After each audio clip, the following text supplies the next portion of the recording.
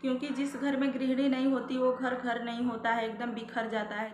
तो ऐसे में अपने घर को, अपने गृहस्थी को या पति को छोड़कर आपको नहीं जाना है, एकदम बिखर जाएगा और बिगड़ जाएगा। तो आपको छोटी छोटी बातों पर विवाद कर कर बिना मतलब के अपने मायके नहीं जाना चाहिए। नहीं तो ऐसे में क्या होगा कि आपका घर गृहस्थी और आपका पति दोनों आपके हाथ से छूट जाएगा। हेलो फ्रेंड, नमस्कार, welcome back to my channel. तो मैं हूं तारा और हमारे चैनल तारा सिस्टर की टिप्स में आपका स्वागत है। तो कैसे हैं आप, ये बताने के लिए कमेंट बॉक्स में हर हर महादेव जरूर लिखें। तो चलिए दोस्तों, आज के वीडियो में हम ये जानेंगे कि पति पत्नी के बीच तीसरा ना आए, इसके लिए क्या करना चाहिए।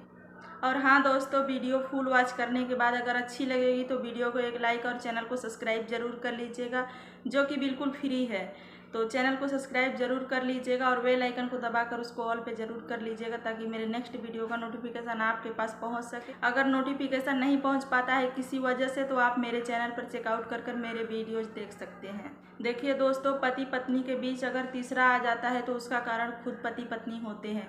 कुछ कमियां पति की तरफ से होता है तो कुछ कमियां पत्नियां की तरफ से होती है।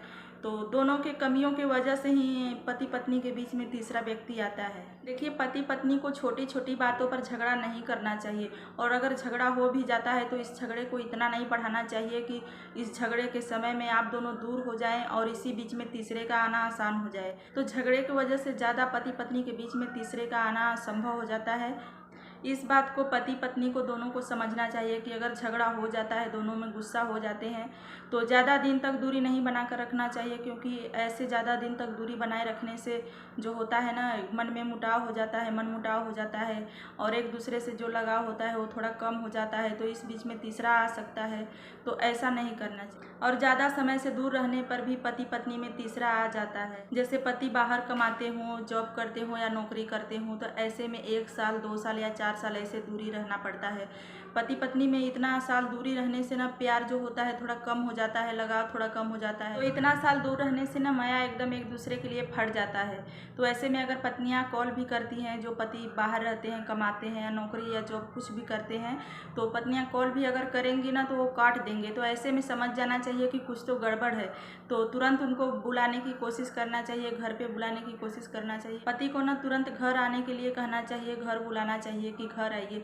अगर नहीं आने को मान रहे हैं तो ऐसे में घर वालों का या मायके वालों का किसी का मदद लेकर पति के पास जरूर पहुंचना चाहिए और वहां देखना चाहिए कि पति कैसे रह रहे हैं, क्या कर रहे हैं, क्यों घर नहीं आ रहे हैं और बात क्यों नहीं करना चाहते हैं। तो ऐसे में थोड़ा गड़बड़ होता है, मतलब तीसरा व्यक्ति अगर आना होता है तो ऐसे में आ जाता है। तो आपको वहां पहुंचकर खुद देखना चाहिए कि पति क्यों नहीं घर आ रहे। तो पति पत्नी को ना ज़्यादा दिन तक दूरी नहीं रहना चाहिए, 2 साल 4 साल ऐसे नहीं दूरी रहना चाहिए।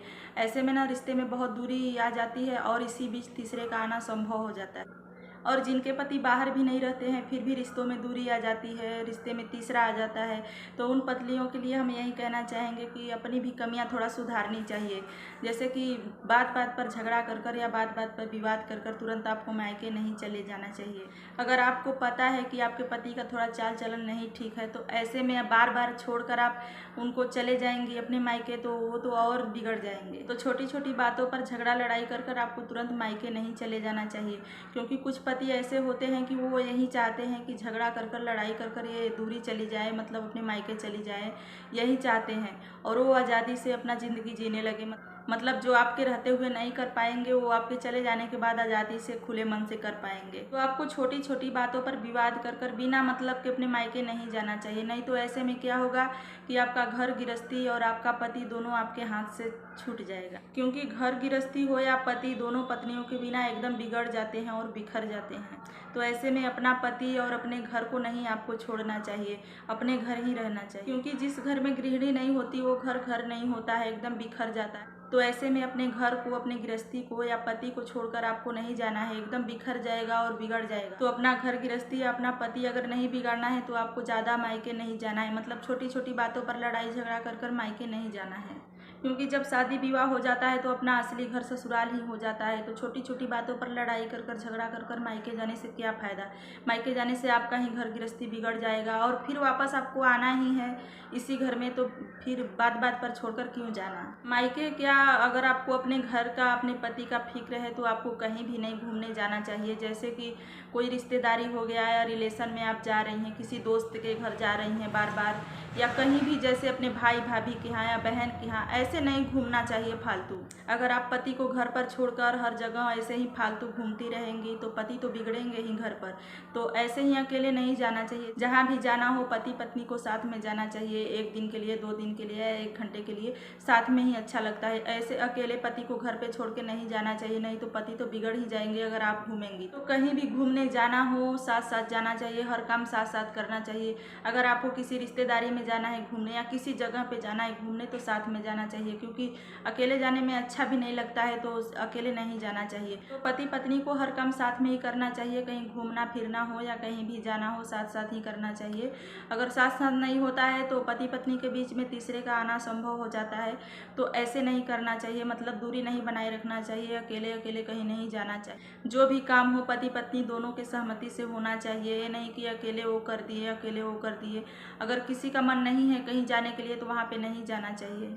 तो ज़िंदगी का कोई भी काम हो, अगर उस काम में पति पत्नी का सहमति नहीं होता है तो काम पूरा नहीं होता है, बिगड़ जाता है। तो बेटर है कि पति पत्नी जो भी काम करे एकदम साथ साथ करे तो कामयाबी मिलती है। अगर साथ साथ नहीं होता है तो कामयाबी नहीं मिलती है। दूरी बनाने से रिश्ता खराब ही होता है, तो ज़्यादा दूरी नहीं बनाना चाहिए।